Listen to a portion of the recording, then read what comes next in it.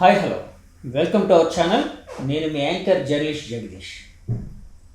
మనం ఇప్పుడు Janasena fire brand MLA Sundarapu Vijay Kumar గారితో ఉన్నామండి. ముక్కుసూటితనానికి మారుపేరైంది. అంటే ఏ విషయం మీదైనా ఆగ్లంగా ముక్కుసూటిగా మాట్లాడుతూ ఉంటారని అందరూ అంటూ ఉంటారు.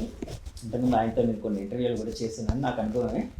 సో ఆయనతో ఇప్పుడుండే రాజకీయ పరిస్థితుల మీద ఇంకా రకరకాల విషయాల మీద ఆయన ఒపీనియన్, వాళ్ళ స్టాండ్, ఇప్పుడు ప్రభుత్వ పనితీరు ఎలా ఉంది తెలుసుకునే ప్రయత్నం చేయడం కోసం నేను ఇంటర్వ్యూ చేస్తున్నానండి. తెలిసేసుకోవాలి. సార్ నమస్తే. సార్ నమస్కారం. సార్ ముందుగా మీరు బాగా అభిమానించే మీ అభిమాన కథానాయకుడు, నిజం చెప్పాలంటే ఆంధ్రులందరికీ, తెలుగు వాళ్ళందరికీ అభిమాన కథానాయకుడు ఆయన మెగాస్టార్ చిరంజీవి గారి బర్త్డే ఈరోజు.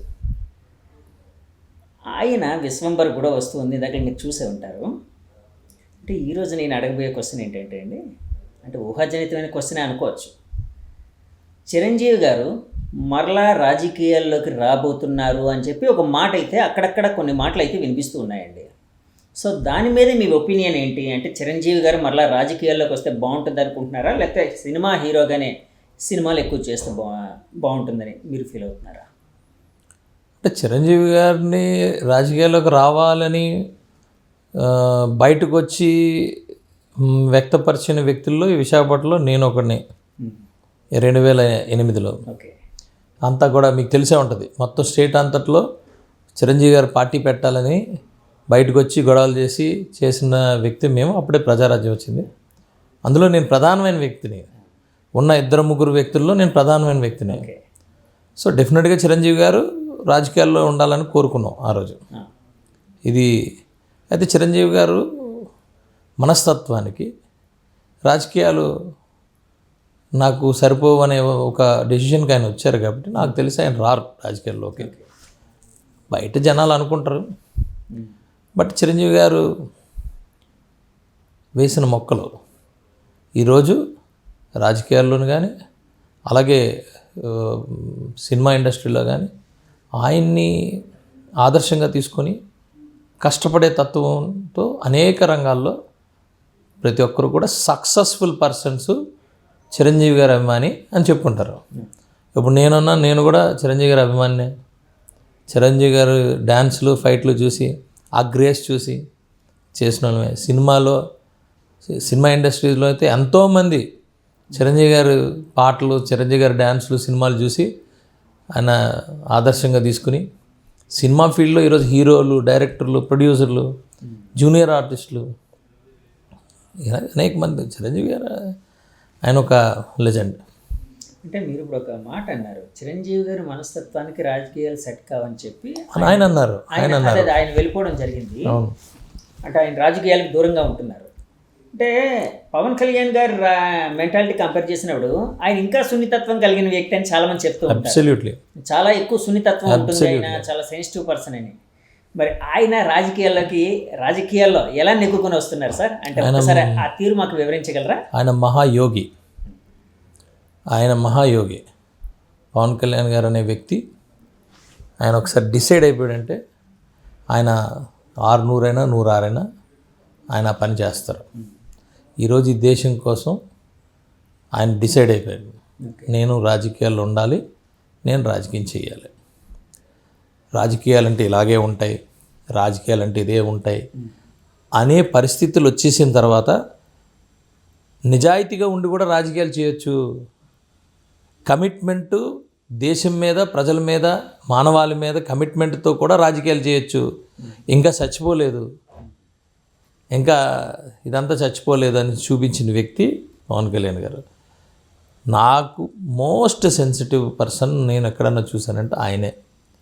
ఆయన హృదయం చాలా ఇది అయినా కూడా ఆయన రాజకీయాల్లో ఉన్నారు అంటే అది ఆయన సంకల్ప బలం. అంటే సార్, పవన్ కళ్యాణ్ గారిని బాగా దగ్గరగా ఎరిగిన మనుషులు చాలామంది ఆయన మొదట్లో రాజకీయాల్లో పార్టీ పెట్టినప్పుడు కూడా చాలా సార్లు అన్నారు, ఆయన సెన్సిటివ్ మెంటాలిటీకి రాజకీయాలు పడవు, ఎలా సెట్ అవుతారు ఇట్లాగా. అందుకే కదా 10 సంవత్సరాలు అయింది. అందుకే కదా అక్కడి నుంచి చూస్తే 15 సంవత్సరాలు అయింది. ఓకే. ఆయన పడవ అనేది ఏమి ఉండదండి. కదా ఎలా అనుకున్నారు, నెగ్గారుగా. ఈరోజు ఆంధ్రప్రదేశ్, తెలంగాణ కాదు, దేశం మొత్తం పవన్ కళ్యాణ్ గారి వైపు చూస్తుంది. ఆయన లీడర్షిప్ ఒక కమిట్మెంట్తోని, కన్వెన్షన్తోని, ఒక డెడికేషన్తోని ఉండే వ్యక్తుల్ని లీడర్స్ అంటాం. ఆ లీడర్షిప్ని గుర్తిస్తుంది ప్రజలందరూ, ఈ దేశమే గుర్తిస్తుంది. అర్థమైందండి. ఓన్లీ ఆంధ్రప్రదేశ్ ఒకటే కాదు. We are very much happy. Okay sir, Pawan Kalyan గారిని ఈ మధ్య కలవడం ఏం జరిగిందా సార్? అవసరం కలుస్తూనే ఉంటారు. కాదు, నేను అనేది ఏంటంటే, అంటే పవన్ గారు యాక్చువల్గా కలిసినప్పుడు ఆయన మీలాంటి వాళ్ళతోనే, అంటే ఫస్ట్ నుంచి మీరు చిరంజీవి గారితో పవన్ గారితో కూడా ఉన్నారు కాబట్టి అడుగుతున్నాను. అంటే ఎలా ఉంటుంది, మీతో ఏం మాట్లాడుతూ ఉంటారు, ఏంటి, రాజకీయాల కోసమే డిస్కస్ చేస్తారా, నియోజకవర్గ సమస్యల కోసం అంటారా, లేకపోతే స్టేట్ పాలిటిక్స్ లేకపోతే సమస్యల మీద ప్రస్తావిస్తూ ఉంటారా? ఎక్కువ పాలసీ మ్యాటర్స్ మీద మాట్లాడతామండి. ఎక్కువ పాలసీ మ్యాటర్స్ మీద, పర్యావరణం ఉంటే ఏదన్నా ఉంటే ఆయన డైరెక్షన్ ఇస్తారు. ఇది మనం టేకప్ చేయాలి, ప్రక్షాళన చేయాలి, సిస్టమ్ ఎక్కడ రాంగ్ ఉంది, ఆ సిస్టంలో ఎక్కడ ఆ మైండ్ సెట్తో ఉంటుంది. ఒక్కొక్క ఇన్సిడెంట్ డెఫినెట్గా ఎస్. ఈరోజు మీరు ఆయన్ని చూస్తే పంచాయతీరాజ్ వ్యవస్థ ఒక క్వశ్చన్ మార్కులు ఉంటే దానికి సొల్యూషన్ ఇచ్చుకుంటూ వచ్చాడు ఆయన. దీనంత ట్రాన్స్పరెంట్ ఏ రోజు ఎప్పుడు జరగలేదని నేను చెప్పాలంటే, పాత వాళ్ళని నేనేమన్నాను, కానీ చాలా ట్రాన్స్పరెన్సీతో ఈరోజు పంచాయతీరాజ్ వ్యవస్థ నడుస్తుంది.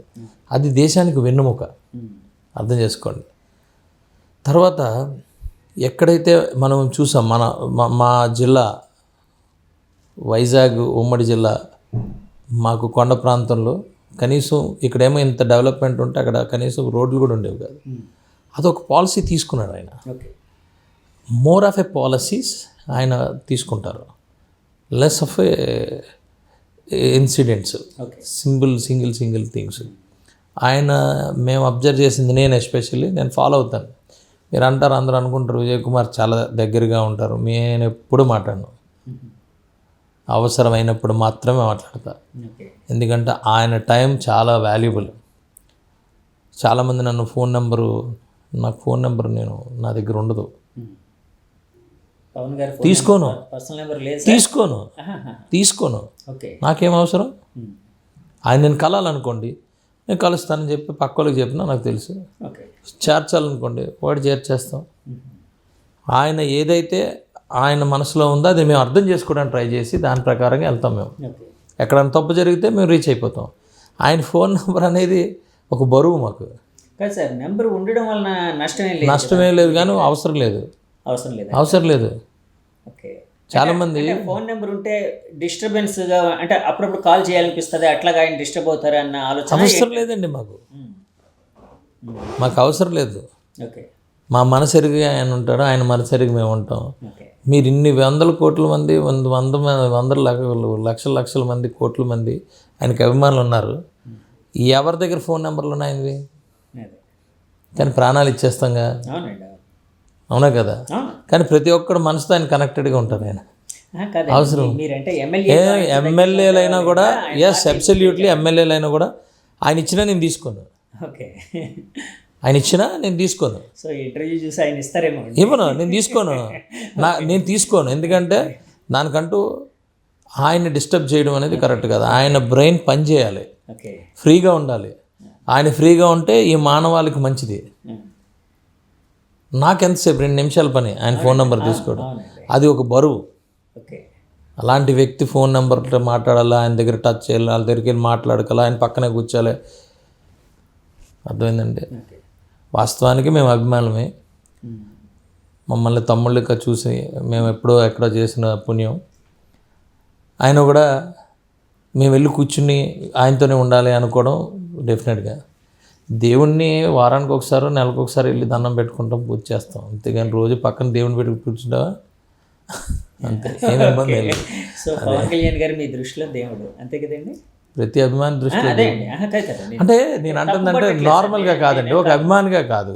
నార్మల్గా ఏమవుతుందంటే, మహానుభావులు అందరూ మనతో పాటు జీవిస్తున్నప్పుడు నార్మల్గా మనిషిలాగా కనబడతారు.